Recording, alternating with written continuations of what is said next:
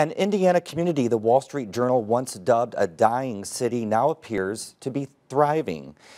The population of South Bend is increasing partly because young professionals are moving in. As WTIU's James Vavrick reports, the city is embracing what some are calling its renaissance. There's a lot of development going on right now. Jeff Harrison is the owner of Vegetable Buddies. It's a restaurant, bar, and live music venue bundled into one. It sits in the middle of downtown South Bend. Right now, there's a holiday mixer for young professionals, and the place is filling up quickly.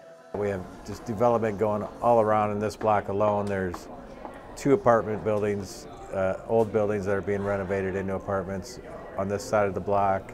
There's another one over here on this side of the block, just nice historic old buildings turning into apartments and condos. And Jeff's illustration for his block can be said for just about any other block downtown. For years, many of these storefronts sat empty, but now you can see several remodeling projects underway. The city is reshaping its identity through the redevelopment of downtown, and it's happening quickly. South Bend was looked at, if you lived here when you were growing up, you just wanted to get out of town. But now we're starting to see a shift where people are coming back and moving back in town. Mike Franz moved to South Bend 4 years ago. At first, he didn't see himself staying in the area for very long.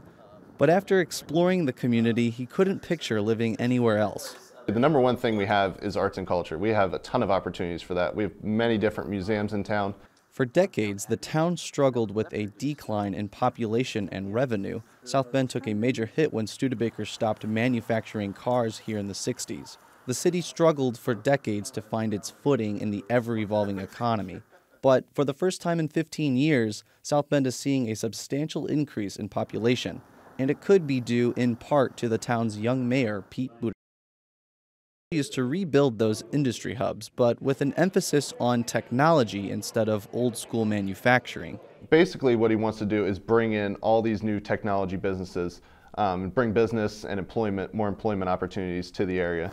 Other efforts Buttigieg pushed through include a Smart Streets campaign where the city converted one-way roads into 2 lanes. The bike lanes are also added for a better crosstown commute for residents.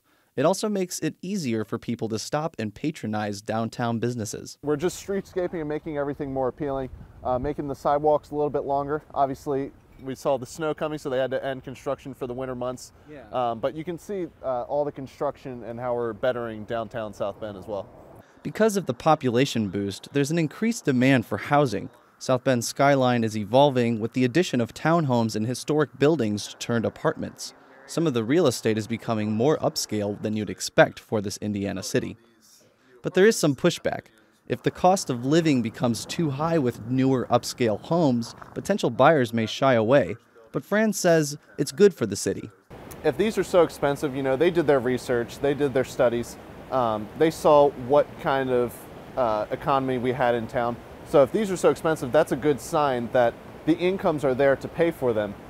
Back at Vegetable Buddies, the energetic mood reflects what's happening on the streets of South Bend. There's momentum like the city hasn't seen for years, and many people want to stick around to be a part of it.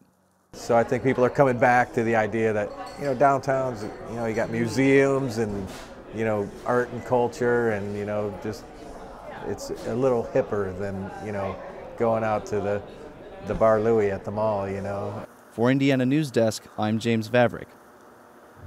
South Bend's Mayor Pete Buttigieg announced earlier this month he's running for Democratic National Committee chair.